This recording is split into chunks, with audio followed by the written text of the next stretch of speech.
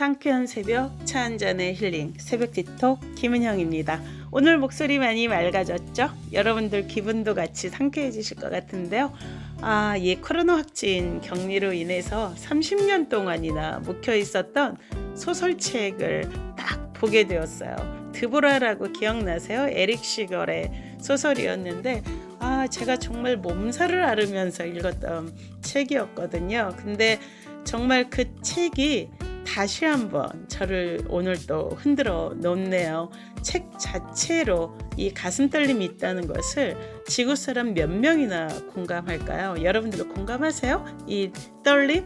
가미스통 천하지고라고 말씀하셨죠? 바로 이런 동기 감흥의 경지를 사람이 아닌 사물들과 나눈다는 것은 사실은 되게 지극히 외로운 일이에요. 어쩌면 그래서 작가가 되는 건지도 모르겠어요. 오늘 새벽 이 글을 쓰고 또 이것을 이야기를 하다 보니까 내 본성 자체가 그냥 읽고 쓰는 걸 너무나 좋아하는 사람이고 내 본성 자체가 그냥 작가이구나 라는 생각이 들었습니다. 아픈 것이 꼭 나쁜 것만은 아니구나. 왜냐하면 코로나로 집에 콕 박혀서 저 자신에 대해서 좀 깊이 들어가다 보니까 이러한 생각들이 드네요.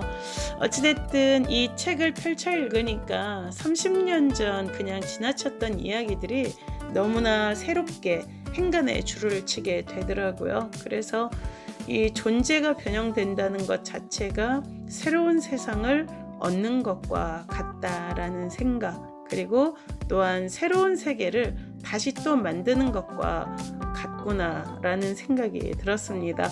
내가 30년 동안 정말 많은 일들이 있었고 존재가 많이 변형되어 있잖아요. 그러다 보니까 30년 후에 읽는 책이 새롭게 읽히고 새로운 세계관으로 내다보게 되는 것이죠. 과학에서는 우리가 인간이라는 실체, 나라는 실체가 있는 게 아니라 그냥 원자 덩어리, 부처님도 그런 이야기 하셨는데 정말 우리는 그냥 우주적 먼지 하나일 뿐이고 그걸 더 들어가면 속에 그냥 떨림밖에 없잖아요. 진동하고 있는 공기 정도인데 정말 그런 것 같다라는 생각이 들었어요. 그러니까 나는 이래, 나는 이런 사람이야, 나는 김은영이야 이렇게 붙잡아 둘 것이 아니라 우리가 끊임없이 변형되어지는 존재라는 것을 알게 되면 좀 더 많이 겸손하고 그리고 화합하지 않을 것도 없겠구나. 그리고 우주적 먼지라고 생각하면 얼마나 가벼워요. 이렇게 정말 가볍게 스낵처럼 아삭거리게 그냥 살아야겠구나라는 생각이 좀 더 드는 아침이었던 것 같습니다. 오늘 이 키부츠의 랍비가 된 드보라가 이제 설교를 하는 부분이 있는데 이 부분이 굉장히 감동이 오네요. 하나님에 대한 순종으로 아브라함이 외아들 이삭을 바치게 됐는데 마지막 순간에 저 아이를 손대지 말라라고 천사가 와서 구해줬다는 이야기가 있는데 이것 말고 더 위대한 영웅의 이야기가 있대요. 그게 바로 입다의 이야기인데 디보라의 이야기에 의하면 아브라함은 자신의 의향을 아들 이삭에게 전혀 밝히지 않고 부자간의 뜻깊은 대화도 없었대요. 하지만 입다는 자신이 하나님과 약속한 것을 딸과 상의했고 무남 동료인데 이 딸아이가 아버지에게 하나님과의 약속을 이행하도록 용기를 북돋워 주었다는 이야기가 나오고 있습니다. 그래서 결국 입다는 실제로 자기 딸을 죽여야 했다는 이야기인데 여기에서 드보라가 이렇게 이야기를 하고 있습니다. 같이 잠깐 읽어볼게요. 이 이야기가 종교적 신념에 대한 더욱 진실된 이야기, 즉 우리로 하여금 삶의 현실에 직면하도록 하는 이야기라고 생각합니다. 우리에게 천사를 보내주지 않는 하나님, 우리를 구해주지도 않고 또한 우리가 하고 있는 일이 옳고 칭찬받을 만한 일이라고도 말씀해주지 않는 하나님일지라도 섬길 자세가 되어 있어야 합니다.